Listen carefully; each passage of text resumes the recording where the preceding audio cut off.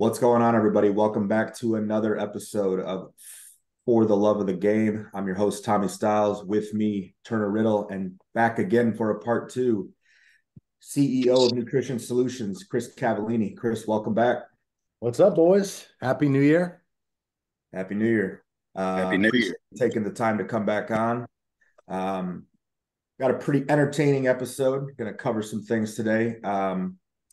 First off, like, share, comment, subscribe, ring the bell. For the love of the game, this segment has been out of commission for a little bit. Turner and I got busy with the holidays and scheduling with people, so we're back up and rolling. If you haven't seen the first episode with Chris, that is on the YouTube channel, the Muscle Media Network, so check that out in a prelude to this one. Today, we are talking about all things steroids. First off, I'll put a disclaimer out there for YouTube and everyone listening. This is for entertainment purposes only. None of the people on this show are doctors. We do not condone any of the things we're talking about. Take it with a grain of salt. With that, Chris, steroids, what do you know? I know that they work. I know that there is a clear agenda villainizing them. I also know that they're illegal. And listen, I have no problem with that. I'm a law-abiding citizen now. I haven't always been. I spent 6, maybe 7 years of my life exclusively dealing steroids. I didn't have a job. That was my job. Did that my early to late 20s. Learned a few things along the way, and I'm certainly not. But also I was held accountable. I mean, I have multiple felonies on my record for selling steroids. I mean, ultimately karma came around and did what karma does. I was acting in a legal, unethical, immoral manner. Make no excuses for that fact. But obviously, I learned a few things along the way, not just about steroid use and how the different compounds affected me personally and affected other people that I had sold them to, but I also learned a lot just in regard to how to give value and how to operate a business. And a lot of the ideologies and philosophies, kind of strategies, uh, shall I say, as it related to the customer experience, if you will, that I deployed during my tenure as a steroid dealer, I still apply to this day with my legitimate businesses. Service is important. I wanted to have the people who are coming to me, whether it was back then or whether it's right now with, either my company, Nutrition Solutions, or my coaching business. I always wanted to help people get the best results. And yeah, I mean, today we can talk a little bit about how we went about making that happen. So, what led you into selling? Everybody, I think there's a lot of people in our neck of the woods who've found themselves kind of just one day they realize they're pedaling a little gear.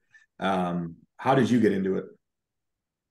So when I was in the military for 5 years, I remember in 2005, I stumbled across a really amazing hookup. And I wanted to try gear. I'd never tried gear before. At this point, I'm 21, 22 years old. And I had heard about it. I'd heard other people talk about it, but I didn't know where to get it. And I literally went online, again, circa 2005, did some Google searches, and found a phone number, a Mexican phone number that I just called on my cell phone. Probably cost me $30 to make that phone call back then. And somebody actually answered. And on the other end of the call was some Mexican who was selling steroids and sending them from Mexico to the United States. And I remember the prices were insane. Now this was Mexican steroids. We're talking Quality Vet, Dencal, uh, Animal Farm. Was that the other one? Animal Power, not Animal Farm, Animal Power.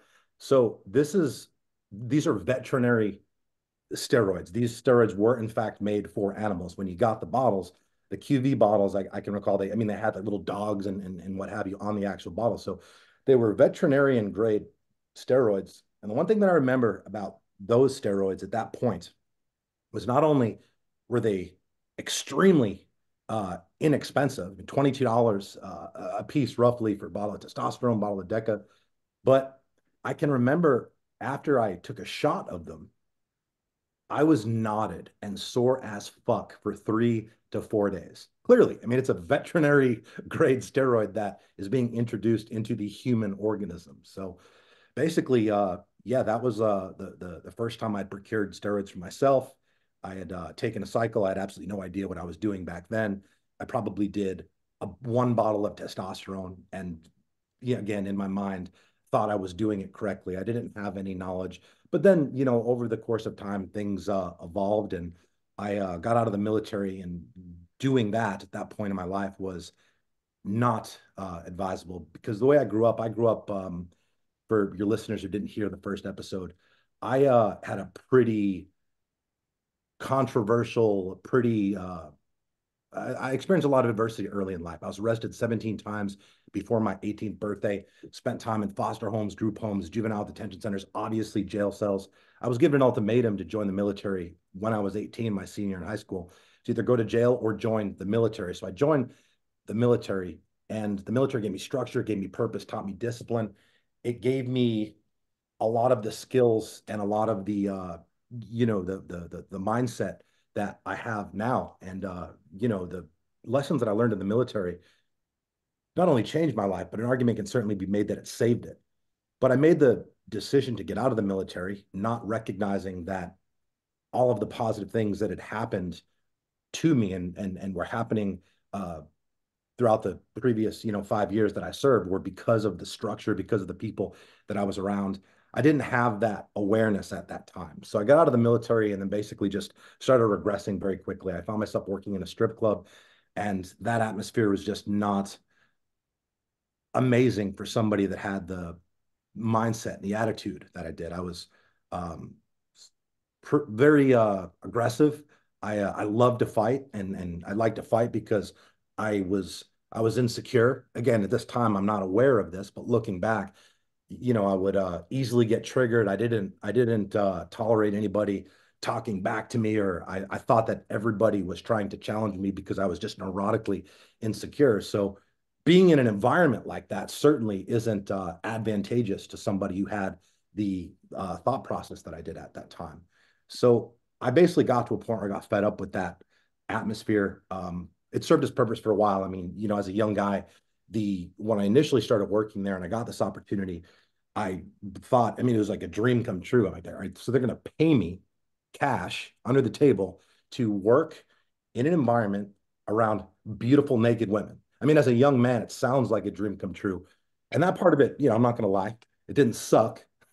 But the other things that came with it was just always drama and always problems. And I just didn't like the person I was becoming. I was regressing very, very quickly. And I found myself just feeling just overly stressed all the time. And just when it was time to go to work, I'd feel stressed and I'd be in a terrible mood.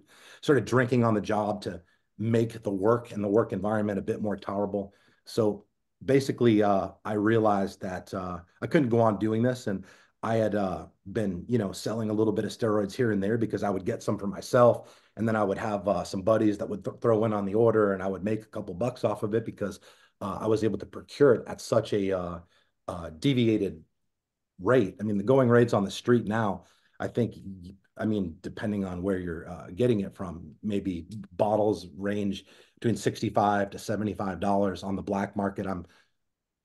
I'll be honest, it's been a while since I procured anything on the black market, so I'm not 100% sure on that. But at that time, I was getting it a lot cheaper than that. So I could make $10 to $20 a bottle. And if I had 3 guys and I ordered 3 bottles, that's a quick come up, $200. And at that time, $200 was a lot of money.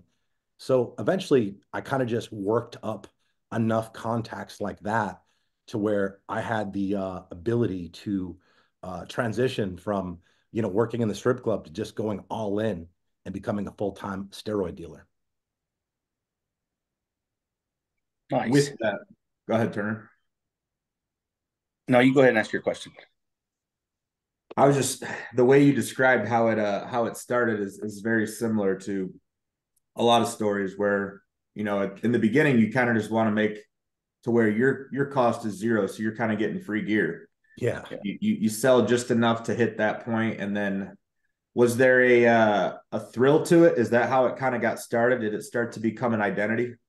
Yeah, so I remember when I was working in the strip club, a guy approached me, another guy that I was working with, and he had known that I obviously used steroids. I mean, at that time we were open about it. We discussed it, at length. And he said that he knew a guy that would sell 100 bottles of testosterone at $32 a piece if somebody was to buy 100 bottles. So buying 100 bottles in bulk, I could get it at $32. And I just did some math and factored in like, okay, well, if I got 100 bottles, I could most likely sell them for, I mean, at that time they were selling I mean, if you were getting a bottle for $85, you were getting a good deal.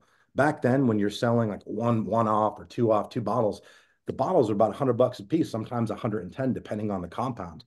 And I basically just did some math and I'm like, well, fuck, I mean, I could do that and it would probably take me a couple months to sell. But if I do actually sell it all in a couple months, which I believe I can, and I just did some math, I'm like, well, shit, that leaves me with this, this nut that was a lot of money. I mean, at that time, like 23, 24 years old. So I did what anybody in my position would do. I went to the bank. I applied for a loan for $3,200 because I didn't have $3,200 at the time. I had good credit, so I got approved on the loan, gave my buddy the cash. He went and procured the 100 bottles. And then next thing you know, like I'm selling testosterone like it's my job. And it actually did become my job. I was able to do that a lot quicker than I anticipated because for the first time ever, I had like an actual inventory. I had the inventory, I had the incentive to sell it because I had invested it and I wanted to get the money back. So I just started making moves and I was able to get rid of it within a couple of weeks. And then I'm looking at this like pile of cash in front of me, which was the most money that I'd ever seen at one time. And then, my brain just started to, go to work and I started to, procure more. And I started to just kind of let it be known. I knew a lot of people. I was young. I was in the club. I was in the bars all the time. I was in the gyms all the time. I knew a lot of people. I've always been somebody who was good at meeting new people. I've moved to different cities, lived in different cities. So it was something I've kind of always had to do to adapt. And, I was in shape. I looked like I mean, I probably looked like I took steroids. So, people would come up to me and ask questions. And, after a couple minutes, if I was comfortable, and again, just idiot kid at the time, no fucking awareness. Yeah, I would let them know that if they ever needed anything, I could help them out. And it just kind of evolved from there. And, I started developing a reputation as the guy, in the circle of people who go out, like the young kids, in their 20s who are out partying. If you wanted to get anything, you could get it from me. And, you know, that, that chapter, I would say lasted about a year. And then, things started to evolve. Like the more people that I took care of, the more people they told, they were telling their friends. And then I started to make a little money. I started to have some money in my pocket. And I started going out all of the time. Well, I was going out all the time because I like to party. But then I started to recognize that when I was going out, I would get a lot of attention because I'd always be with chicks. I'd always be with girls. And this became my marketing strategy for selling gear. I'd go into the club, I'd be with 6 or 7 girls. And obviously I'm buying a bottle at the table. It's easy to have that many girls come with you if you, the guy with the table.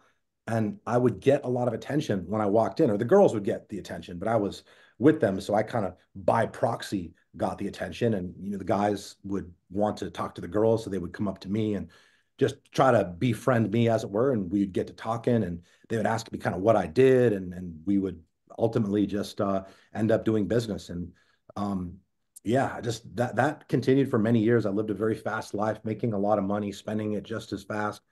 I was partying 6, 7 nights a week, bottle service, but I think at the time that's kind of how I justified it. Like I knew, um, oh, if I'm going out, I'm going to get new business. I'll be able to make more money. Doesn't matter that I'm spending all my money. I'm spending more than I'm making, actually. Again, I was young, I was stupid, just living a fast life, having a good time. No, no thoughts into the future. No, I wasn't stealth at all. I was driving. At one point, I remember I had with no job, full-time drug dealer. That was my sole purpose for many years. At one time, I was driving a fluorescent orange Lamborghini Gallardo and a fluorescent green H2 Hummer. I was that drug dealer. right? Basically just driving around town. I might as well just put a huge sign across my vehicles that said arrest me. It's crazy thinking about it in retrospect, but I was a completely different person then, and I have, no problem talking about it now. I was a complete fucking idiot. Okay, so from from the first chapter to you're still probably at the strip club to the fluorescent Hummer and the Lamborghini. Yeah. Was there was there any more like little bits of trouble where you're like, I need to watch out, or people were in your ear saying, "Hey, man, like whatever you're doing," or just making those hints, like, "Man, it must be nice." Things saying things like that, and you like never put two and two together that like people were watching the moves you were making. Yeah. I unfortunately I was so unaware and so stupid.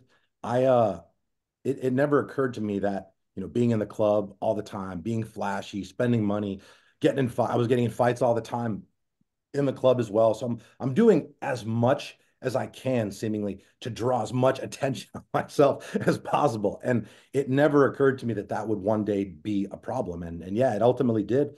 Um, it ultimately was a problem. I mean, there eventually, I mean, after several years in the game, uh, the DEA assembled a joint task force for the Jacksonville Sheriff's Office, where I was living at the time in Jacksonville, Florida, and they started investigating me and my crew. And people started to get their doors kicked in the middle of the night. They were brought in, and then people started to snitch on everybody. And that was, just kind of skipping ahead in the story. That was probably the turning point as far as me recognizing, oh shit, okay, I have to really start thinking about what I'm doing here, because if I continue down this path, it certainly is not going to end well. So, for instance, when the first person in your circle gets their door kicked in, or a little heat on them, what goes through your mind? Up until let's not talk about when Yeah, I I'll guess tell you. Yeah, when the you get. first thing that went through my mind, I was like, idiot, that's what you get. You're selling coke, dumbass. That's what you get for fucking with pill heads. Because when your steroid clientele is completely different than pillhead and coke uh, demographic. These are completely different calibers of people. In the 6 or 7 years that I sold steroids, there wasn't a single time where anybody was blowing my phone up in the middle of the night trying to get steroids. Not once. There's nobody ever throwing little rocks at my window outside of my house trying to get steroids. I know, some of the people that I used to roll with, that was a nightly thing for them because they were selling coke and they were selling pills. And again, the caliber of people, the demographic, people that, are hooked on that stuff, they are significantly more likely to have some type of encounter with law enforcement. And then, of course, when that happens, law enforcement puts a little pressure on them. That's when they end up, telling on their dealer. So, like in my mind, I'm thinking like, it sucks for you guys. Sucks for you guys. I'm over here playing it safe because I, to a certain extent, I was playing it safe. Although, again, I don't want to come across as if I'm bragging because I'm not proud of this. I wouldn't change it. I wouldn't change it. I'm not sorry for it. It's part of my story. It has allowed me to become the person that I am today. And I think if I would have changed any singular part of my life or any chapter of my life, I wouldn't be the person that I am today. I'm very proud of the person that I am today. So I want to make it very clear. I'm just telling you what happened. I'm not trying to gloat or brag because, again, as I said, I eventually paid for this. But I felt like I was pretty good at what I was doing because at no given time, even though I was making good money and I had created a network and I got to a point where I was no longer doing, you couldn't call me for one or two bottles. I got to a point where if you were a friend of mine, perhaps I would do that. But I had a handful of guys that would buy in bulk from me and they would distribute it in the ones and twos and all that. So I kind of got away from that. And also another thing that I did, and I can't tell you what gave me this awareness or why I decided to go this route, but I never imported raw materials. And this is a very important point because every single day up in JFK Airport. I think that's where all the packages, the majority of the packages come from China and overseas. They go through the customs and all that. Every single day, they are confiscating steroid packages. This is just the way it's been for 20 fucking years. Now, if they open something and it has 10, 15, even 20 bottles, you might get a letter. They might send you a letter say, hey, we got your package. If you'd like to come up and pick it up, it's up here, right? And you'd have to be a fucking moron to actually go do that. Now, with the volume, the sheer volume and the number of packages they have coming in like that, they couldn't possibly go after every single person that is purchasing steroids from China for personal use. Now, where the game changes is when they see raw materials. If they see raw materials, that is a massive red flag. And that's when they typically will alert the local law enforcement. Let's say if you're somebody who's in Kentucky, right, and they seize a package up in New York and it has a bunch of raw materials, the customs will then notify the local law enforcement in Kentucky, and that's when the active investigation would start. So I think the reason, if I'm being honest, I was able to kind of elude law enforcement for as long as I did is even though I was loud, even though it was no secret what I was doing, I wasn't being openly reckless as it related to how I procured it. And the reason that's important is because not only what I just said, it's going to be, I mean, probably 20 to 30x the likelihood of you getting caught. But if you import raw materials, your profit margins go way, way, way fucking up. So even with that carrot dangled, even though I could easily procure I mean, I could actually procure the raw materials from the same person I was getting it from in China during that time period. But something just intuitively just told me that this isn't something I should be doing, and I never did. And I think there's just a lesson to be to be extrapolated from that. Not saying that any of your, I would hope that none of your listeners here are importing raw materials to sell to make the steroids and then sell. But even if you're young and you're broke and you're trying to come up, thinking you're going to import raw materials to save a few bucks to make your own gear, it's just not a good idea. It's just absolutely not worth it. Plus, you're not a fucking chemist. You're not a doctor, right? It just doesn't seem like a wise strategy. These things go in your body, and if you don't know what you're doing, there's just no reason for you to try to assume that role as the chemist. Yeah, but in your 20s, you don't think like that. This is true. Yeah, I certainly didn't. And I'm not that's why I'm sharing the wisdom now as a 40-year-old man, because Right. I definitely didn't think like that in my 20s. And if I'm being honest, even in my early 30s, I didn't think like that. But you live, you learn, you look back, and you're just like, Jesus Christ, who the fuck was that guy? So let me ask you this: when you have guys seeing you, hey man, you look jacked. You're putting on muscle, hand over fist, or you're in the gym and they're asking you what at that time, what were you telling guys? Maybe not that what you took, but like, hey, I can get you X, Y, and Z, and that'll put the muscle on you. Or because I'm sure they'd want to know your opinion. Yeah, yeah, they would because back then I wasn't dealing with like a lot of like meatheads, like huge jacked mother. There was a couple of those guys, and they didn't have those guys didn't need my opinion. They knew what they wanted, and I procured it for them. I was dealing with young guys who were just looking to come up, guys that were in the gym that maybe were beginners, novices as it related to steroids, and most people back then putting on size was the number one priority, right? It was always the number one priority. It was never, oh, I want to be shredded and see my abs. It was always, I want to be jacked. I want to have big arms, big shoulders, and big chest. And I want to be able to bench press fucking 400 pounds. So I, my personal like go-to when I was young, and I'm not recommending this because again, I didn't know my ass from my elbow. This was a trial and error scenario, but I used to like combining D-ball, testosterone, and DECA. And what I would do is I would do D-ball for 6 weeks, 50 milligrams of D-ball for 6 weeks. Again, this is as a young man. It has probably been 15 fucking years since I've used D-ball or any type of like what is the other anadrol. Anadrol. Those things are just again at this stage of my life with the way that I train, it just wouldn't be a good fit. So it's not anything I consider. So it's very important. People hear me saying this.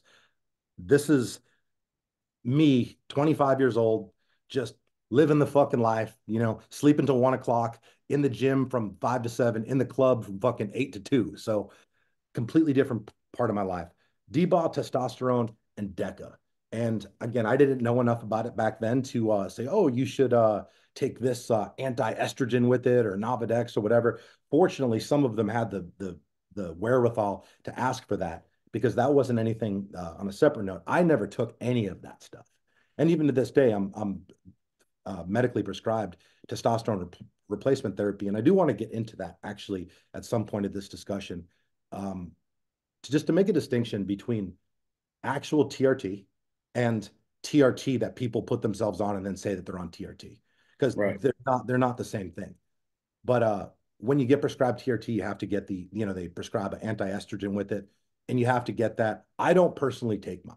I don't take mine because I think anti-estrogens are bad news. I think that I know that there's no long-term clinical research that has been done on anti-estrogen long-term use on males. So I know, anybody who does any research on it, you just see like, okay, what are some potential harmful long-term side effects? You'll see a lot of things that are just not awesome and not things that I definitely want to deal with. So I never took any of that stuff. And I had a pretty good run up until my early 30s, where all of a sudden, I would take stuff, I would get off, take stuff, get off. And then all of a sudden, one cycle to the next, I got like a little bit of gyno under my left chest. It's a little bump, little tenderness, whatever. I would get off gear, it would go away. I took gear again, it would come back a little more, then it would go away a little less, and then finally got to a point where I just got the fucking thing removed. Yeah. So I don't know if I got off track with my answer there. No, I mean, you said, and that's honestly probably what everyone's go-to is D-baller, Anadrol, test and DECA. And I think Is that, that still present day? Is that still the case? yeah. Because all I see on the internet now is people talking about trend. Oh Like, God, that's a new fad, and it's the 25-year-olds or younger. I feel like between 18 and 25, like the cool thing to do is trend, and they don't even do it with a like a testosterone base. It's just trend. Like I don't know how they shoot it. I've never talked to one kid he's saying I'm on trend. Whether they're doing it on a Monday, a Wednesday, and a Friday, or they're doing it once a week. I don't know what they're doing, but well, I was going to say on that note, my perception of that is a lot of the people that I see, like in my comments and people commenting on my stuff, saying trend and, basically insinuating or implying that I'm doing trend. It seems to me like they're not actually people who use trend or have used trend or even understand what trend is, that it's just part of a social media narrative that they at some point picked up on and now are just fucking throwing it out there, assuming everybody who is in good shape is injecting copious amounts of trenbolone. I think memes are what popularized trend the most, because there's a meme everyone can post that relates to trend. Any sort of aggression or anger, even if it's positive, is related to trend. Trend is just trend is like the one that a house mom would have heard of on the internet, and she would be able to talk about because she's heard it. That's what I've noticed the most anyway. So you have two camps of younger kids. One side's terrified of everything to do with steroids, but they're curious enough to get into it a little bit and like dip a toe. The other side is like probably that reckless psyche that, they would do bath salts off a bathroom stall. So they'll get into the trend doses that are like way above what anyone should need. And these are people that aren't even thinking about competing. This is just to look good and get girls. And young people have no clue what they're doing. Like with great power comes great responsibility with any PEDs, but trend especially. Like I've noticed, I don't believe in the whole steroids make you rage bullshit. I think if you're an asshole before, you'll be a bigger asshole when you're on, but they do require you to keep yourself in check at all times of the day in all situations, because there's a difference between being on TRT, which we definitely should talk about, and being on a full bore cycle as terms of what your mind's doing during that. Yeah, correct. And that you nailed it. As far as what kids are doing or not doing, The good thing is when you're young, your body is and unaware, and it's not even anything you're thinking about. Your body is so fucking resilient. So you can do things that you probably shouldn't be doing. And I'm not saying that you should. Unfortunately, it doesn't matter what I say. People are going to do what they want to do regardless. But you can do things somewhat irresponsibly, and your body will bounce back very, very quickly. The other good part about being young, as it relates to steroids, is most young people are broke. So being that most young people are broke, they don't necessarily have the ability to purchase a shitload of steroids, stay on them, around the year, taking 3, 4 different compounds to the point where they will completely fuck up their health. Now, I'm not saying that's everybody, but I know, in the tenure, in my steroid dealing tenure, and as I said, it was 6 to 7 years, I don't ever recall a single individual that was coming to me like often. Like they would come to me when they wanted to do a cycle. They would come to me when it was time to like turn up for summer. There was a trip to Vegas coming up and they wanted to get right for the pool parties and that type of thing. But I never can remember a single instance of people that were, getting just a shitload of gear at one time or coming back after a short period of time to buy more when they just bought a ton. It seems, maybe, I don't know if times have changed or if all the weak ones out there who, see people who are in shape. And I've gotten a lot of comments recently that I'm starting to be more attentive to and beginning to just analyze why I'm getting these. When people see me and they see me every once in a while, if I do talk about steroids, I don't talk about steroids proactively ever. If I'm asked about it, I'm certainly going to be honest and transparent because that's just who I am. And I don't ever want to try to hide my past. I would hope that, some of the things and some of the lessons and experiences that I've shared will not inspire people to do the same things I did, but to actually do the opposite of what I did in most cases.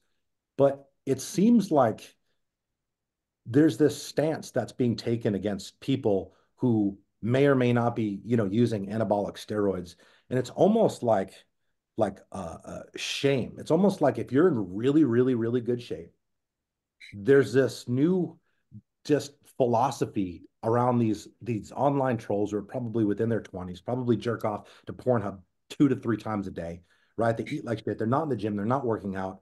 And they're basically shaming people who do work out and who do train hard and who do eat well. And I'm not sure if you guys see it in your world, but I see it a lot in mine. And to be honest, it's not even when I'm talking about steroids. I could literally be doing a piece of educational content where I'm talking about financial literacy, or I'm talking about gratitude, or talking about any number of things that have absolutely nothing to do with fitness, especially steroids. And people just seem to be really outraged about steroids these days, and I don't actually understand why. Now, what I do know is, there's an epidemic of people on antidepressants. I know that there's an epidemic of for fentanyl and pain pills and all these other fucking things. Where's the outrage with that? I don't I mean, understand why steroids are being targeted.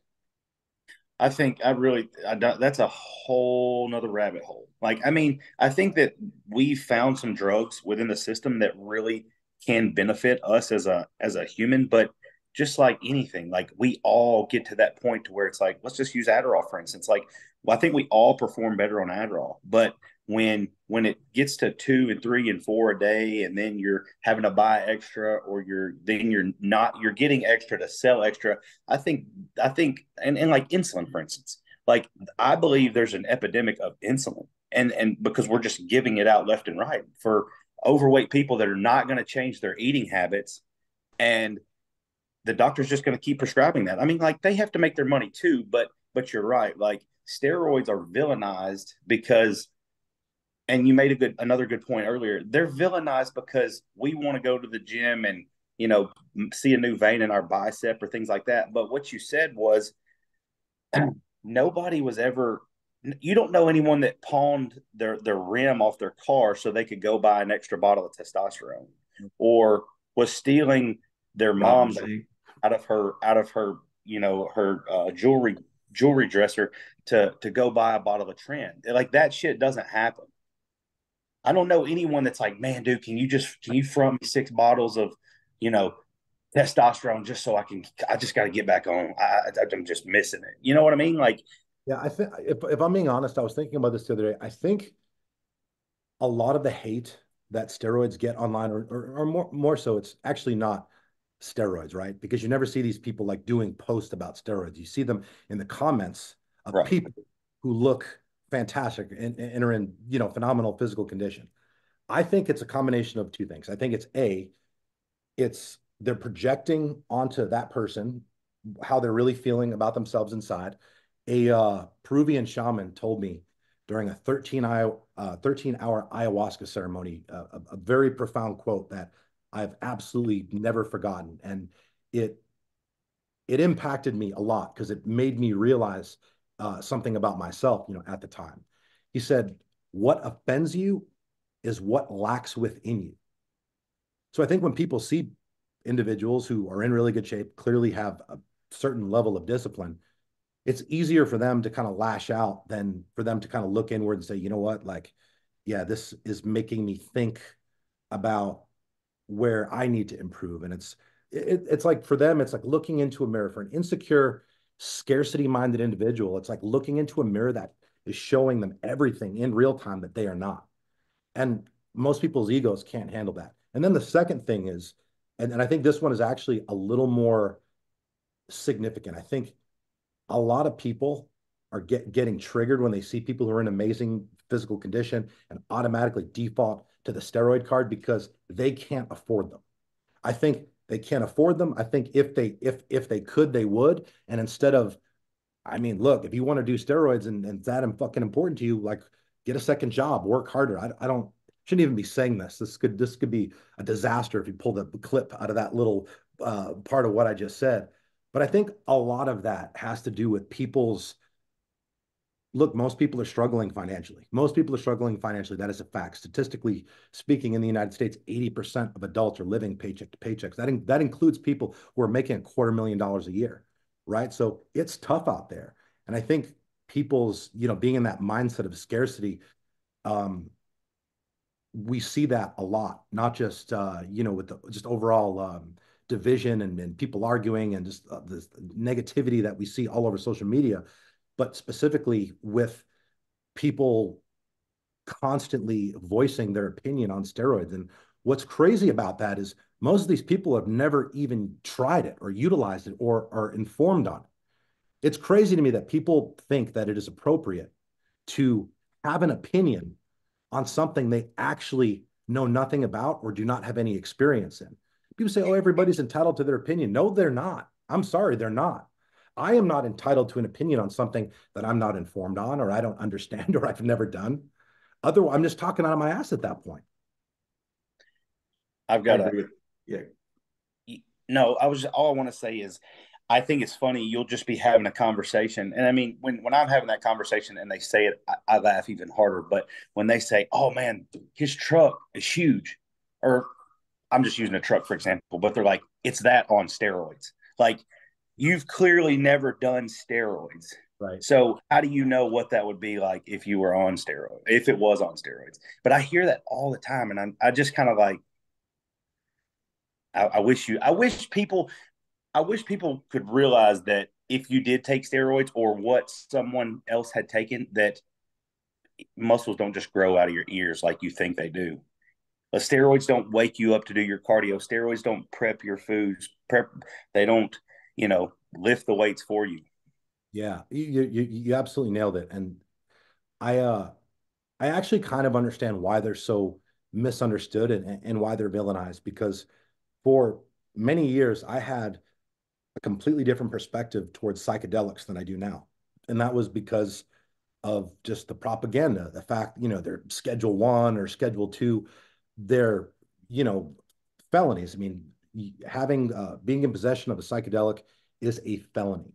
And if you do a Google search on it and you look at the majority of the content that would come up around, psychedelics, the majority of the narrative is negative. The majority of the material that is propagated is negative, and it villainizes psychedelics. They do not talk about how I mean, John Hopkins, Harvard, Yale, major medical institutions have been doing trials for the last 10 to 15 years. And the remarkable, extraordinary breakthroughs people are having with PTSD, people who have intractable depression, which is basically depression that does not respond to antidepressants or therapy. I used to look at psychedelics like that. I used to look at psychedelics like, oh, that's something that like druggies do, whatever. So it wasn't until I got informed and I opened my mind a little bit that I understand it was a completely different animal than what society has essentially programmed us to believe. And I think that that's really why steroids get the bad rap that they do, because at the end of the day, they're illegal. And most people, their minds immediately associate, bad, negative, horrible, like stay clear at all costs with anything that is illegal. And in the majority of instances, that's an accurate uh, assessment to have. I think you nailed it there. Is a lot of people's perceptions of steroids are driven by the legality of them, but also what they've seen that the media talks about them. They're dubbed cheating. If you take steroids, you're cheating. And I always laugh at that of like, what? Unless I'm competing or doing something that I'm not supposed to be doing what I'm doing, what am I cheating? Cheating life? There's no like, handbook at the end of my days when I take my last breath that says, well, you took steroids, so you cheated at life. Taking supplements is cheating. Eating a high protein, nutrient dense diet is cheating. Doing a cold plunge is cheating. Using the sauna is cheating. Like, where does it end? Well, I think. Go ahead. Sorry. I think I lost my train of thought, but a lot of people are just they're kind of directed to think the way they do. And like you said, most of them have never seen a bottle of anything. They have no idea the process to even draw up. They don't know concentrations. They don't know anything about it. And Turner, I mean, we see that all the time in bodybuilding. We're like, there's no real rush that you get. There's no fix that's cured when you take a shot. It's just like, oh shit, I got to take my shot, and then I'm going to go about my. It's just built into your life. Whatever your cycle is or wherever you're at. And, that's if you're doing TRT or a full-blown cycle for a bodybuilding show, whatever. It's not Popeye. You're not like hulking up. You didn't just take pre-workout. It really doesn't have those effects. It's just something that you build into what you're already doing. And I wish more people could, we're able to have conversations to understand that it's, what are you cheating? Like, if the alternative is because I see this in the TRT world where like people who don't compete in anything, and they feel like shit. They have no sex drive. Let's use a male in his 40s, for instance, but he somehow has this perception that if he takes TRT to feel better, he's cheating. What are you cheating? You're living life in a shitty state of being and existence, not being able to have a sex drive. That's what you want to do over the alternative of getting medically prescribed testosterone to feel better and potentially avoid being put on antidepressants. Correct. Yeah, it's just ignorance. I think it really boils down to ignorance. I think a lot of things boil down to ignorance. And I don't mean that in an insulting way. I mean that in a literal matter of fact way. People are unaware of just how unaware they actually are. And that's extremely problematic. My position on this isn't that I want people to be open-minded about using steroids. I don't care if you use steroids. I don't care if you use TRT. I don't care what you do. But that's kind of the point, right? Why do you care so much about what I do? Why not only do you care so much about what I do, why are you just so visceral towards it? It's like you're ready to die on this hill. And I just don't think that that is a healthy mindset to have in life when you harbor that much resentment and animosity and malevolence towards someone or towards something or toward a group of individuals for absolutely no reason. We're not hurting you. We're not hurting anybody. We're making decisions that we believe is in our best interest. I believe that I am better off because I use testosterone. I've been using testosterone, on and off for 15 years, but I started getting prescribed testosterone at age 36. I do not recommend anybody do that. I feel like I started a little early in retrospect, but I'm very fortunate because my best friend is a physician. He's a brilliant man. He also did his med school thesis on anabolics. So he actually suggested I do that. And it wasn't because my body wasn't producing testosterone anymore, which is the thing all these retards say. Let's go, you have to be on TRT now for the rest of your life because your body doesn't. That's not true. That's not true. I want to be on TRT because I want to optimize my body's ability to create testosterone. I want to keep my testosterone levels between 950 and 1,000 because by doing so, my energy is going to be where I want it to be. My mental acuity is going to be where I want it to be. I can recover faster than I otherwise would be able to at age 40. I trained very, very hard, and that's kind of part of my lifestyle. My hard training is more of a mental health tool than a physical health tool. Told you guys the way I grew up. I had a lot of trauma that I was exposed to from a very early age, and that darkness, that anger, it never really leaves you. You just learn to utilize it in a productive way. And when I'm training and I'm pushing my body past its limits, that's when I do that. And not only do I get in better shape, but I'm also taking care of my mental health as well. I wanted to say a couple of those things, and you kind of wrap them all in.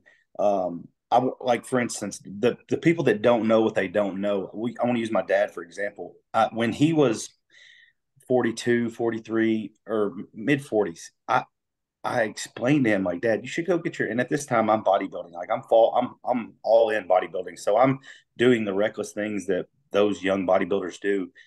And and and I'm gonna wrap all this back into where we were. But he was like, man, I feel good at my age, even though like the doctor says my testosterone's low. If he's 45 and his testosterone is 350, 375, like I don't think that's any quality of life when you're still in your 40s. 45, I mean, you're not old at 45. You know that. I mean, like you said, you're still even more so now, like you're wiser, you're financially more stable, so you can afford to do the things and eat the good food, so you can perform at a very high level still. But he had in his mind that, well, if I start this now, I'm going to have to be on this the rest of my life. And even at 45, let's just say you do have to take testosterone, your TRT shot the rest of your life. Like I would rather live 45 to 70 where everything fired. I felt good. I thought I kept myself looking good. I could wear the nice clothes that I wanted to wear, and it kept me up with an edge amongst everyone else my age, my peers.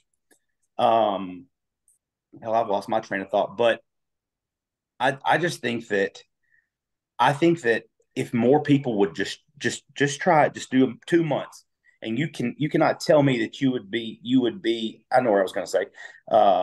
You cannot tell me that you would rather not take the shot in the testosterone and go back to your 300 whatever sub 300 testosterone levels.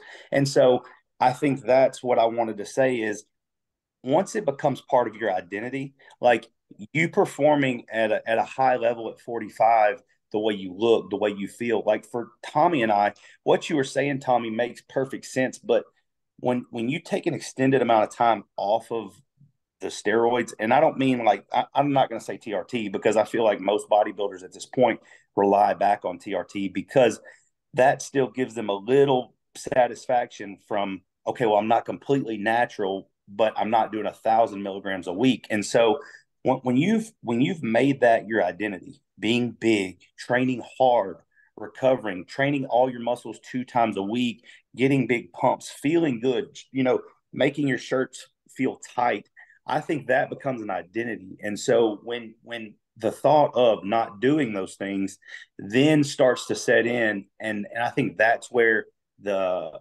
misconception of um, maybe it's not, it's an addiction for sure. I think all these things we're talking about is an addiction.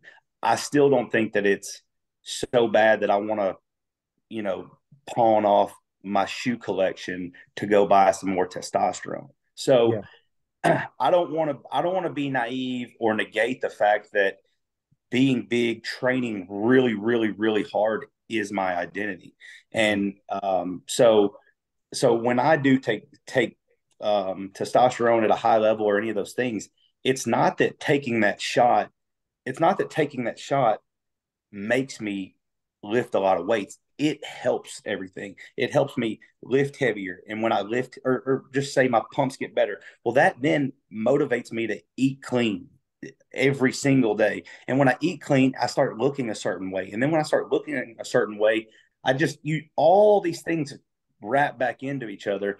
And I think that mindset is healthy. I'm not, like, I think there's more people with the opposite mindset that don't look healthy, that don't eat healthy, that it shows in their quality of work and their quality of life. And I can't say which one's right or wrong. I can for sure give you my opinion, but I do think that we've gotten very fat and happy. We're happy with the way food makes us feel. We're happy with, like, there's all kinds of memes out there now, and now people are saying that, like, there's better things to do in life than work out, and there sure are. But what I feel after a great workout is, I mean, it could be the worst day ever. If I can go to the gym and exert some of that stress and some of that animosity, I walk out of the gym and it's like, man, I needed that, Well, let me ask you a question though. What do you agree with that? A, and what are some of those things? They say there are more important things to do than work out. What are some of those things? Well, I mean, what are some of the more important things that work out? I think when you start progressing in life, where it's, running businesses, having a family, certain things like that, I think that as you get older, like I talked about you, if you're in your mid 40s, you financially have yourself together. You can put yourself in a position to not have to train every single day to make someone else a priority today. And I think that, like, I don't know your relationship status or any things like that, but from time to time, you give a certain person in your life priority. And so I agree with that. you're smart enough to not have to train every single day, because you realize, like, training 7 times, I'm not saying some sort of physical activity 7 times a week, but training really, really hard, you start to get to a point where it's like, and Tommy knows this, I don't have to train 7 times a week, every single day as hard as I can. And at a point, that's kind of counterproductive. Yeah. So I think health and fitness is the single most important thing that we can do, because 100%. the two examples you gave is family and business. Yes. The fitter, stronger, more disciplined you is the better businessman. The fitter, Absolutely. stronger, healthier, happier you is the better parent, the better spouse, the better human being overall. So I don't think that those two things are mutually exclusive. I think that it's all part of just connecting this cycle of life, this pyramid of mastery, because you cannot be the best businessman, you cannot be the best parent, you cannot be the best version of you if you're not fit, healthy, confident, and capable. It's impossible. It's impossible. I mean, look around. We see that. We see that in real time. You look around, 3/4 of the adult population in this country are overweight, 40% are obese. And the common denominator between all of them, I mean, 80% of Americans admit to being unhappy. That's crazy. Yeah. And you look at the one thing all of those people have in common, or the majority of them anyway, is the fact they're overweight. Well, I've got a couple questions for you, and I was thinking these things earlier, but since you brought that up, it ties right in. I, I've watched enough of your stuff to where it's imperative that if they work for you, they work out. Or I don't know the exact structure, how you do that, or what you call it, but I know the answer here. When you're talking to someone who's in peak physical condition, and they know what they're eating, they know when they're going to go work out, they have their day scheduled out and things like that.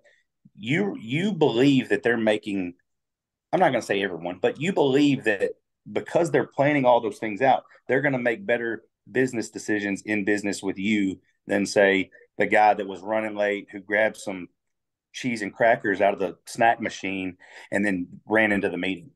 Is that right? 100%. I mean, the food you put in your body is, I mean, it literally impacts every part of your being.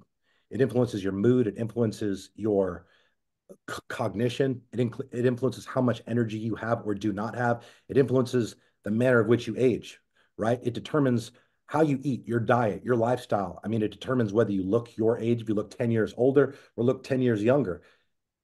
Our behaviors, our lifestyle, as it relates to physical fitness, the process that you follow to achieve significant results with fitness and to improve fitness, it's a combination of self-discipline, hard work, and consistency, right? You have to work hard, impose self-discipline, and do those two things consistent enough over a long enough time period to get the results.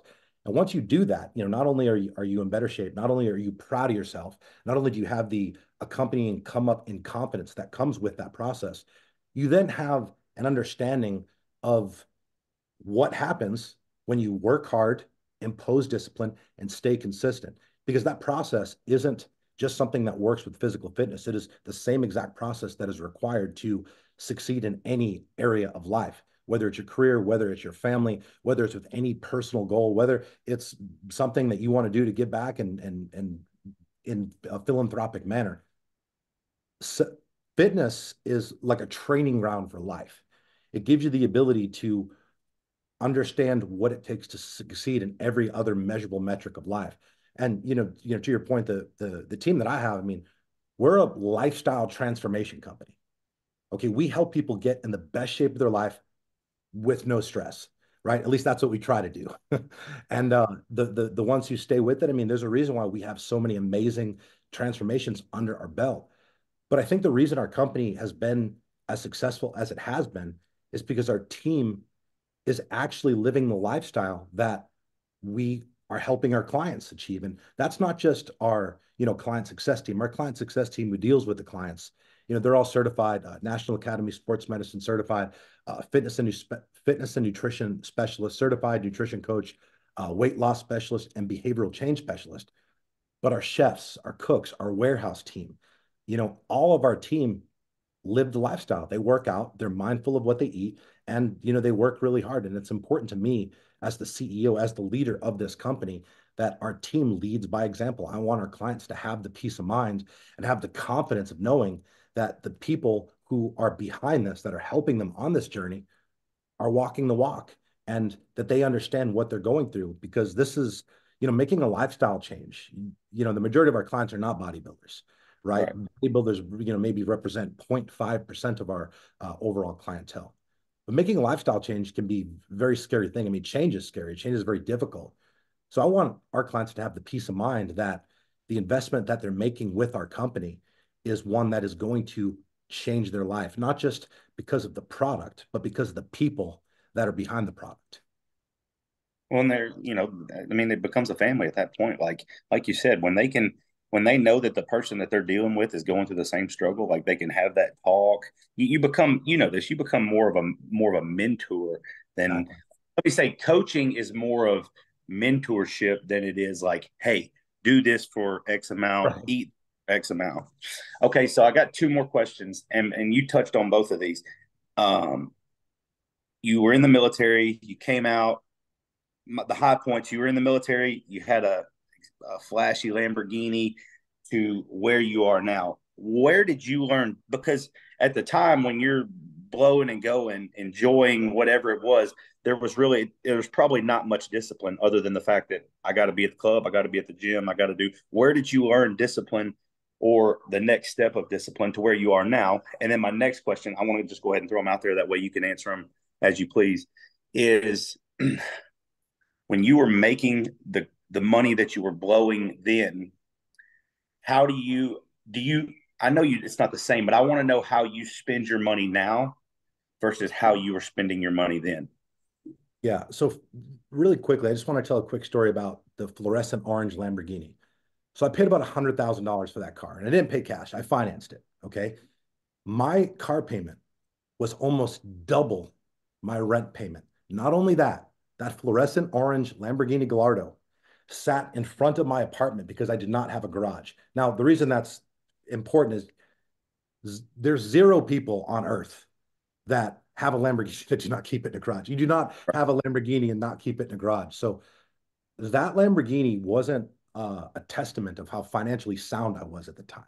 It was a testament of how ignorant I was because I was spending literally every dollar that I had. I was spending literally every dollar that I had. And oftentimes, when it was time to pay bills, okay, I have to pay this one 5 days later. I can pay this one now. I'll have some more money. But I would never, I'd make sure to always pay it before it ever hit my credit. But I was living with that level of stress because although I was making money, I was quite literally spending all of it. As far as where I learned discipline in the military. I learned discipline in the military. But when I got out of the military and lost the structure that the military provided me, that's when I started to kind of, go off the path. When I started to make some changes to my life and I decided that, it was time to begin creating a life that I could actually be proud of because I got to a point where I started to feel shame. I started to feel shame because I was living a lie. My whole life was a lie. You'd meet a lot of people and, when you meet somebody new for the first time, what's one of the first questions they ask you? What do you do for work? Right. Yeah. What do you do for work? So, if I'm meeting somebody's parents or I'm meeting just a stranger or whatever, if I'm meeting somebody outside of the club that's not a potential customer, I mean, I have this lie that I've been told so many times to the point where, like, I believed that I told it so many times, I essentially had become it, and it just became very stressful living that lie. I became very ashamed. I started to think long and think hard about what my life would look like if I didn't start making these changes. And I went to somebody who gave me a couple pieces of advice that absolutely changed my life and still continues to this day. He told me that I needed to start surrounding myself with people who were better than me, and he said that I needed to spend every waking moment working on my personal development and reading books. He's like, you got to learn to think different. He's like, you have a victim mindset, and that's why you are where you are. Is you got to reprogram your brain and learn how to think differently. So throughout that process of personal development, um, at some point, I realized that I actually could impose self-discipline because I've done it for 5 years. Now, I had discipline. I did not have self-discipline because in the military, everything's all set for you, right? You know where to be, when to be there, what uniform to be wearing, what your job is for that day, where you need to be. So everything's set up. It's a very disciplined atmosphere. And I had learned how to be disciplined. What I had never done before is impose self-discipline. So when I recognized that I, I could be disciplined because I have been disciplined before, I would just have to work a little harder to make it routine. That's when everything started to change. I started to do the honest to God first thing that I did to start building self-discipline and start just re-implementing discipline in my life, the discipline that I'd lost when I left the military, is I started making my bed again. For 5 years, I made my bed perfectly.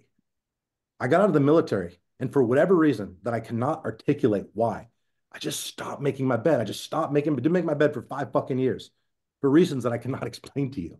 In the military, one of the things that I hated the most about boot camp was this. It was a bed making drill where they made you make your bed timed over and over and over again for hours, and then they would inspect it, inspect the corners, measure to see that they were at the perfect angle, that your pillow was exactly where it needed to be, a quarter inch from the head of the bed. I fucking hated that. I hated that because I didn't understand why we were doing it. Of course, they don't say, look, guys, we're making you make your bed over and over and over again for hours and yelling at you as loud as we fucking can, like, right in your ear, because we're trying to teach you the importance of self-discipline and paying attention to the details.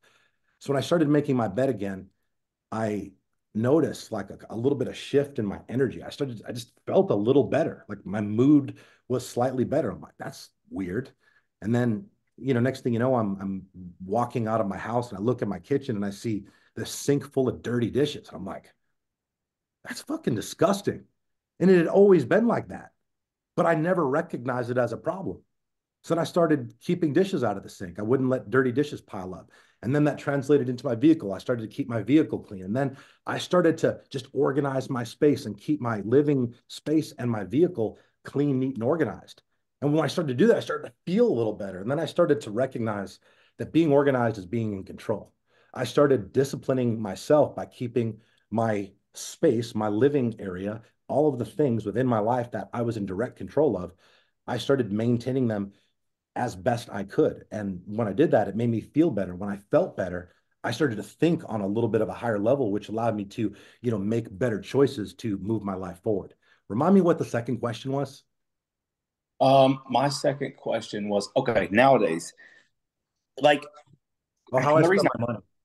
yes, the reason I asked this is because it's like you said earlier, there's something that you're missing. It's at a certain point, which is why you're buying a Lamborghini or a H2 that looks a certain way that's jacked up. I don't know. I know you like nice things just like we all do nowadays, but those are the things that you were buying at that time when the money was just like coming fast and you were spending it fast. Nowadays, when you buy something, let's just use vehicles for an instance, is the same. Do you get what? How do these things make you feel? What makes you buy a certain, like a $300,000 car nowadays versus what you were buying then? I'm not saying any of them is wrong. Trust me, I have a car crutch myself, so I understand. I just want to hear it come out of someone else's mouth, Sure. just like you said just then. I mean, talking Yeah, about making this is actually kind of a funny example because I uh I still have a Lamborghini, not that Lamborghini. I have a different Lamborghini. I don't have an H2 Hummer anymore, but I do have a Mercedes G-Wagon 4x4 squared, which is like the jacked up G-Wagon. Robbers. I still like nice things. The difference now is the reason I have the cars is because I enjoy them. I Right. enjoy them. The reason I had them back then, I didn't enjoy the cars. I didn't give a shit about the cars. I didn't understand the dynamics of a Lamborghini engine. I didn't understand the performance. I didn't understand the back history of the company. I didn't care about any of that. I cared about one simple thing: what people would think of me seeing me drive it, knowing that I Right. drove. That was the only thing that I cared about because back then, again, I was living a lie. I had to put on this constant facade to make it look like I was doing a lot better than I actually was because that gave me temporary significance. It made me feel important for a short period of time. But at the end of the day, it made me feel that way when I was in public, when I was around a bunch of people, when I was around a bunch of clowns, when I was around a bunch of people that, quite frankly, I shouldn't have been around to begin with. But when I was by myself, when I was alone with my own thoughts, I didn't feel very good at all. I felt like a fraud because I was a fraud. I felt ashamed. But, when you're young, and you're out drinking and partying all the time and just living a fast life, you tend to be very good at blocking out some of those feelings and masking it with alcohol and masking it with, women, masking it with whatever you do to obtain some significance and get some attention. But the difference between, the way I spent my money then, the way I spend my money now is a lot. I mean, obviously, I make a lot more money now. A lot of my money I invest. I have a lot of investments that basically they're automated. They are taken out of my account every single week and deployed to the different investments that I have. I still spend money on dumb shit. I'm not going to act like I don't. I'm a very generous person. I like to, like, if I go to dinner with a friend, I mean, unfortunately, not unfortunately, but I have some very competitive friends who are also very, financially sound. So there's typically an argument over who pays the bill, but I enjoy picking up the bill. I enjoy, getting people cool presents. I enjoy like being able to, just do things for my team that, most people in my situation, most people that have a team, most CEOs don't do for their team, whether it's putting them up in a new house, paying their first month's, last month's in security deposit, whether it's giving them a down payment for a vehicle they want, things like that. I mean, I enjoy doing that because it makes me feel good. When I used to spend money in the past, I was spending money on myself. So I could, I guess, get validation from people who didn't fucking matter at the end of the day. Right. I mean, that's perfect. That makes perfect sense. I think that well, and the reason I bring that up is because I wasn't aware of that. I'm so sorry to interrupt. This is an important point, though, for anybody that's hearing it. I don't know that I was even moderately aware of that fact at the time. I think I was just doing it. It wasn't until you grow a little bit, you evolve, and you're able to kind of look back in hindsight, like, oh damn, what a loser. well, I'll tell you this about I had a really good buddy at one time who was making a lot of money selling steroids. He was doing the whole getting the raw powders, making it, cooking it, and then distributing it. Excuse me. Um, and he was, we were such good friends that he told me, I mean, like I knew basically everything other than how to make it because I'd never done that. But he told me the money that was coming in. He told me the money that was coming out. And where he messed up was he was living the same life that you were. Like he was buying the cars. He was putting 20-inch lift kits on them. He was showing off the watches that he was getting at that time. And I just told him, I was like, now, mind you, he came from being like dirt poor broke.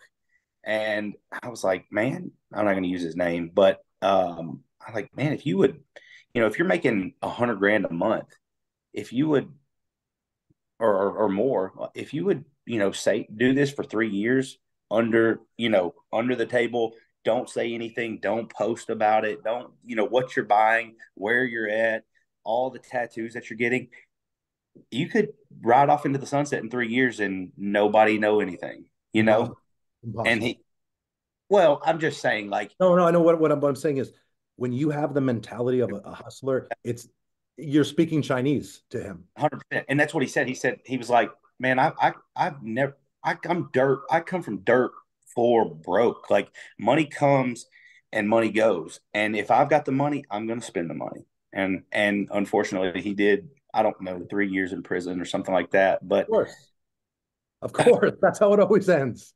So 100%. but that's a good point because even when, I started making money legit, it took me a while to it took me a couple of years to get back to the point where I was making the same money that I was making when I was selling gear legitimately. So the other thing about, when you start making money legit, and you're working really hard and you're actually proud of that fact, you look at money a little differently because you had to work very, very hard for it. So what he's saying, it's not, his past upbringing, because I grew up poor too. I grew up poor too. When you have that mentality, that hustler mentality, your financial literacy is so fucking low. And I just think the way like karma works and the universe works, I don't think that like the universe would just allow somebody who's making money illegally to like be, investing it in smart investments and, having to like bring back returns to the point where they can just sail off into the sunset unscathed. Because I thought that I had done that, by the way. I'm not sure if we talked about this on the first time we did it. So I thought that I did the impossible because literally what every drug dealer that you have ever heard of, that I've ever heard of, what they all have in common is one thing, regardless of what they sold. They got caught. Because if we know they're a drug dealer, right? They got caught. All drug dealers, all famous drug dealers, all, Pablo Escobar, like all these people, like they all got fucking caught. Now, I had done the impossible in my mind. Not only did I get out of the game, I moved to Tampa. Remember, I was being investigated in Jacksonville, Florida, which is about 3.5 hours north of Tampa.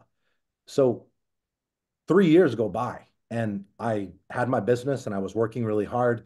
I was having a tough time because I didn't know what the hell I was doing, but I was sleeping well at night because I wasn't worried about whether my doors were going to get kicked in anymore. I felt good about the fact that I no longer was having to live a lie. I mean, and that's something. And I came home one day and there was a couple detectives waiting on my doorstep to arrest me. This happened 3 fucking years after I transitioned away. They were there serving a warrant for crimes that I committed in 2012. This is in 2015. So that was just the universe coming back to serve the karmic retribution, as it were. And I at the time I could never understand why. Like, God damn it, I've made so many changes in my life these last 3 years. I've worked so hard, not just on my business, but on my character. Why the fuck is this happening? But thank God that it happened like that. Thank God that it happened like that because normally when you get set up, normally they either come in as it's happening or they come in like immediately after, right? Immediately after the buy or the deal, whatever the case. Thank God they waited 3 years because had they not, we wouldn't be doing this interview right now. We wouldn't be having this conversation because I'd still be in prison. Right. So What did they end up like? What was the reason that they waited so? Like, what triggered it to come 3 years later? Man, so we have a couple theories on this. There's absolutely nothing concrete because that's not anything they would ever come tell you. Right. We just well, the main reason they acted when they did is because it was about to cross the statute of limitation threshold. Now, one of the charges, I had numerous charges that I got hit with, but there was actually one time that I was set up that they weren't able. There was three different times I was set up, but I only got charged with two because one of them had passed the statute of limitation. So that's why they came when they did. Why they waited, I don't know. I would like to think that it was the universe or God looking out for me. Right. I mean, that's not something that they disclosed, but I'm certainly glad that they did wait. Yeah.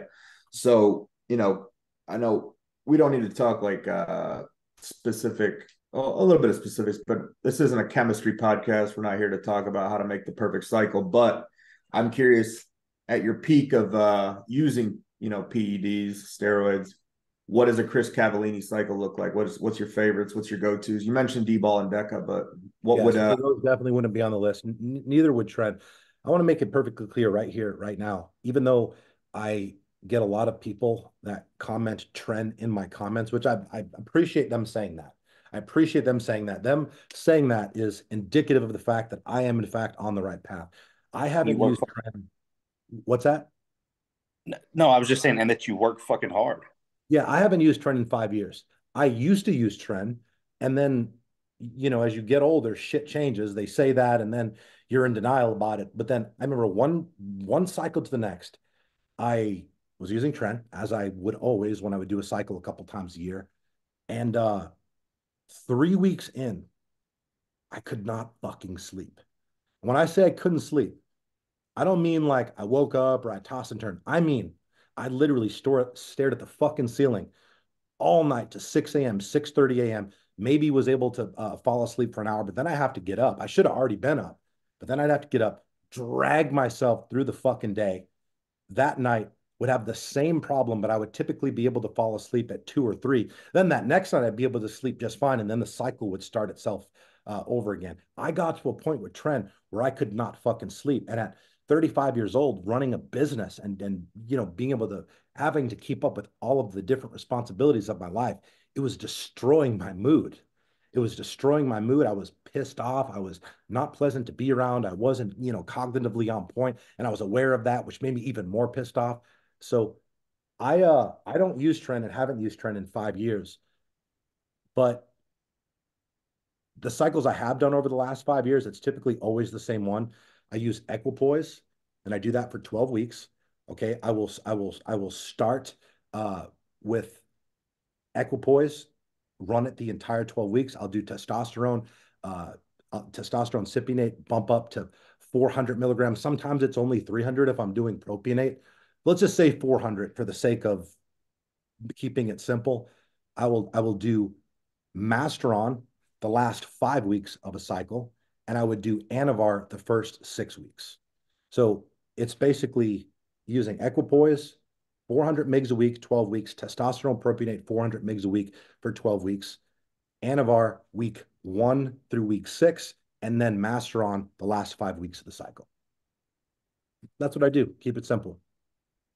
And when I say you asked about for me, that gave me the best results with the least side effects. That's why I specifically highlighted that one. I've done other cycles, of course, but that was the one that gave me the best results in the shortest amount of time, the most sustainability with the least. When I say the least side effects, other than obviously having certain markers be elevated, I didn't ever feel or notice any significant differences physiologically, physically, or mentally with those doses. Maybe being a little more irritated than I would be in certain situations, but we can deal with that. Did you ever yeah. mess with Does that them? surprise? Let me ask you this though. Does that surprise you? Because I told you I get a lot of trend comments. Another thing I've been seeing a lot lately is people saying um, that this guy must be blasting at least a gram of test. Listen, I swear to God, I swear on my dog's life, I have never in my life done a gram of test. Never in my life. I think one time when I was 23, I did 750 milligrams of test for I had a 10 cc bottle, and however long that would be like 3 weeks. that's the normally the highest I've ever gone is 500. And like I said, present day, normally when I'm if I was to actually do a cycle, not TRT, I just bump it to 300 and switch from cypionate to propionate. I couldn't fucking imagine. I couldn't imagine how I would feel on 1,000 milligrams of testosterone.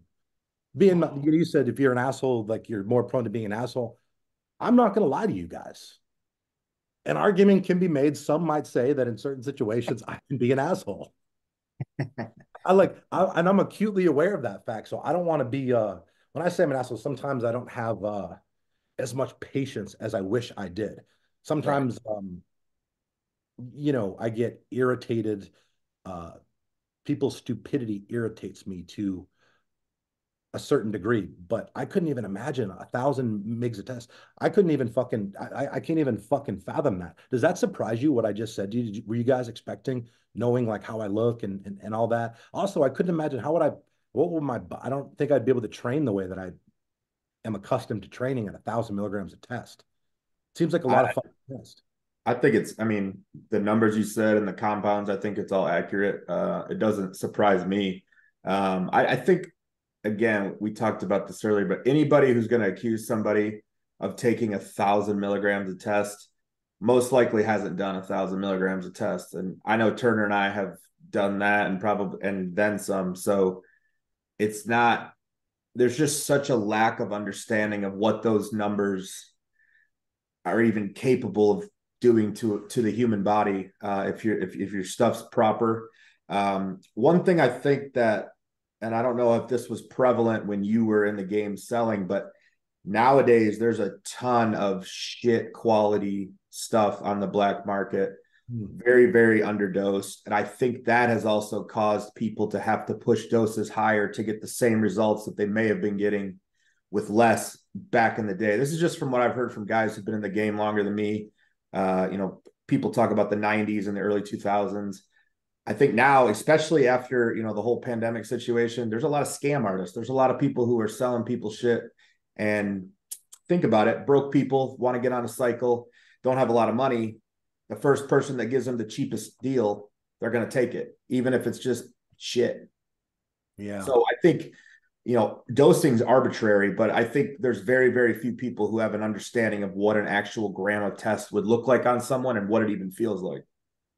Yeah, and I don't train. You guys throwing the weights around, going. I don't train like that. Like I lift weights, but I don't lift weights the same way that you guys do. I train to be as functional as possible. I like high intensity functional training, not to be confused with high intensity interval training. I quite enjoy high intensity interval training as well, but I enjoy high intensity functional training because I have just a lot of stress, guys. I'm not going to lie. The more responsibility, the higher you climb, the more responsibility you take on, the more stress you're going to have. And I've learned this and I continue to learn it at every level. There's going to be more stress that comes with it. The way that I manage my stress is just pushing myself as hard as I fucking can for 25 to 35 minutes. When I train, I don't train for a long time. I go to the gym once a week. I got a buddy of mine who I go with, and we'll work out and we'll do like just regular weights, and we're talking about money and investments and work and shit like that. But the other 5 days a week that I train, I'm doing high intensity functional training where I'm working in whatever body. Let's say I'm doing arms that day. I'm doing like circuits where I'll do like, a bicep exercise, a ball slam, tricep exercise, burpees. And I love training like that. I love training like that. I like the way it makes me feel. I like the way it makes me look. I like what it does for my stress levels and my ability to manage my stress. And again, I don't know. I don't want to speak out of ignorance here, but I just couldn't imagine like being on 1,000 milligrams of testosterone would help me with the way that I train and my functionality and my breath, especially with Trend. That was another thing I should have mentioned. The primary reason was the lack of sleep. But about 5 years ago is when I started taking the higher intensity training a bit more serious. And after 2 weeks on Trend, my wind was gone. I'm like, fuck, well, how the hell is that going to go? So when I was using Trend before, I wasn't training the way that I am now. Maybe like occasionally a little bit, but I would just do normal weights and that was fine. But I need my breath. The way that I train and, like talking and stuff, sometimes when I get on stage and talk, can't be up there running out of breath because I'm, I got trend lowering my lung capacity. It works fucking great though. I mean, I will say that. Like I'm not talking shit on trend. I'm just saying I can't do it anymore. I fucking wish I could. Yeah, I think the internet has just become a cesspool of, it's not all garbage. I mean, you really have to sift through it though to find what's real, who's a fraud, who's not a fraud, and that's what Tommy and I talk about this stuff all the time. It's there's so many people out there that are fraud trying to build a name, this and that, and when you're putting out the good word or you're trying to, I feel like it gets it. I don't know what the feeling is, but you're competing with a lot of fraud. I know you do the same thing in it. I didn't want to. I wanted to ask you this, but I was going to ask you this in person. Um, there's a guy in the bodybuilding industry who prides himself on calling other people out. You know who I'm talking about? Yeah. I mean, that's kind of what we've got to now on this topic is like the cesspool of garbage that's Yeah, I on the think internet. so. When I first became made aware of him, I didn't really, I knew nothing about him. I knew absolutely nothing about him. I thought that it was a good opportunity for me to look at some things that, we probably should have been looking at within my company's ecosystem with some of the content. But what I felt initially, with that situation was almost a bit of resentment when I took responsibility and basically acknowledged wrongdoing. I didn't apologize. I didn't say I did this because that wouldn't be accurate. But what I think about that guy, and I don't want to spend too much time talking about him because I don't like to talk about other people. I'd much prefer to say this to his face, is I think that he's a bully. I think that he thinks that he is a voice of the fitness industry. I think he thinks that he's a man of the people. But what he doesn't realize is most of his following are mentally deranged. They're not well. And the reason I don't want Delusional. to talk too much about this guy is because after I had a public interaction with him, I had a private interaction with him, and I um, gave him an opportunity to not be a coward, for lack of a better term. And his response to me made me realize that I believe he has some kind of mental illness as well. That's why I don't want to talk too much about it. I don't want to like talk shit. I don't want to. I mean, look, at one point in my life, I lived in a foster home where I had two foster sisters who had Down syndrome. So people with mental disabilities and disadvantaged mentally, I have a special place in my heart for them. And I think this guy is mentally unwell, and I don't really know or understand why anybody would follow somebody who basically that whole presentation is based off negativity and it's based off hurting other people. And I think the argument is, oh well, um, they're setting a terrible example and setting unrealistic expectations or whatever the argument is. But I don't actually believe that there's a single person walking the face of the earth who's had their mental health negatively impacted because they saw somebody who was on Instagram who looks awesome, who maybe changed their pictures to make themselves look a little more awesome. I don't believe there's a single person walking the earth that could be said about. I think that the argument is based off I think he has a deep down vendetta because perhaps his body doesn't look the way he wants it to. He doesn't have the business that he wants to, right? He doesn't have the chick that he wants to. So he basically just destroys other people that he can't be like or can't be with. And that's just my opinion. I It's one of agree. my opinions. I I I don't know, Tommy, if you even know the guy. Like I said, we don't have to talk about him. I just think that the internet has become such fraud that you have to work really hard to not not see it, but you have to work really hard to see the difference in good people and the fraud. It turns me off to social media a lot. Yeah, I mean, look, using common sense, I think anybody who spends their days attempting to destroy and attack people and inspire their following to attack these people. I don't really think you have to be a genius to determine that that's probably somebody who isn't doing a whole lot of positive in the world. But that's kind of the thing, right? The whole position, as if he's positioning himself as if he's a champion of the downtrodden. It's ridiculous. Yeah. But again, I don't want to talk poorly about. I know objectively, because I had interactions with a lot of them. There's a lot of mentally challenged people that follow that guy, a lot, and I don't want to, say anything that is ever going to come back to me and make it seem like I'm talking poorly about or insulting people who have mental illness. But that's what it is. And whether or not I don't think he's aware of that, because again, I think he's in that same bracket. Well, it's even if you talk about him, or there's a guy who goes around expos asking people, are you natty or not? And does videos that way just to build, an algorithm. There's a guy who walks around with a scale at expos, having large dudes step on the scale and get heighted in. And I don't understand that. What? So if somebody's big and whatever, do people, this is you guys' world. Do bodybuilders, is it is how much you weigh is that like a badge of honor, and the people want to lie about weighing more? I don't get that. It is.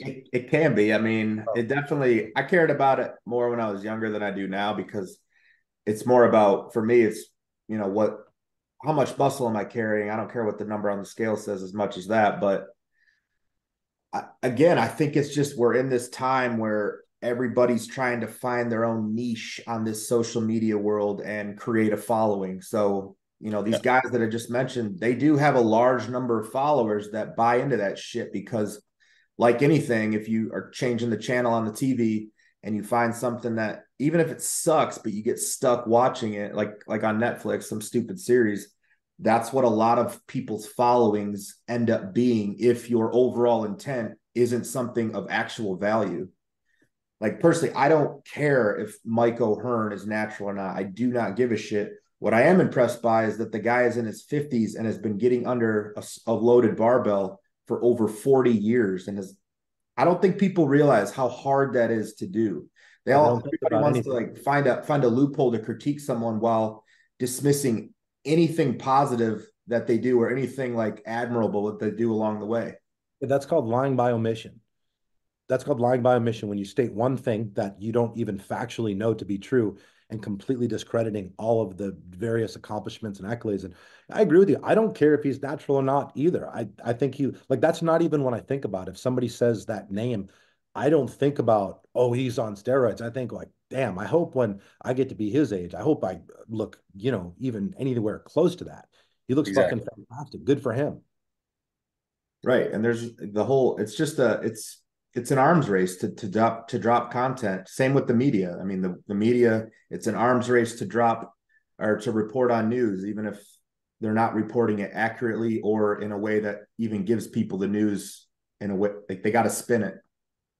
I think in we know this because this is our world, but it would be no different if I had a video camera and someone followed me and I walked up to the guy that's in H2 and said, man, you must make $1 million a year, right?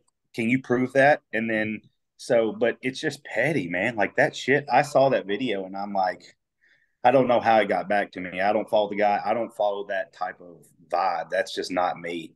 And I'm like, that stuff's been sent to me over and over and over. And I'm like, man, I just can't Tommy knows I can't get behind that. Like, I don't know. I'm not about building everyone up. And I'm damn sure not going to tear everyone down. I want to see, it's like you said, I want to see the 50-year-old guy that's been putting in the time over and over and over, and he's still putting it in. That's going to get my respect more than anything. The number of followers that you have, a blue check, a car that you drive, that doesn't get respect from me. And not that matters, but it doesn't. It means nothing unless it's associated with other important metrics of significance. But blue check and number of followers, in and of themselves, means absolutely nothing. Yeah. When they're burying you and lowering your casket on the ground and reading your eulogy, I doubt that they're going to reference how many Instagram followers that you had. Exactly. And none of those followers will be at your funeral. Facts. Very And well said. I've told Tommy that for years. Yeah. No, it's the day you die, the most publicity you get is probably that day and maybe for a little short period after. And after that, it's you're in the wind. So I just, we can kind of wrap it up on that as just Oh, brother. do Guys. Do something worthwhile with your time here. Be careful what you consume because I said something to my brother recently. The world outside of you is a reflection of the world inside of you. So if all you see is negative shit in anything that you're looking at, that's a reflection of how you feel internally. And that's your lens is, calculated to look at the world that way. You can look at every problem in the world and be like, man, the world's a bad place.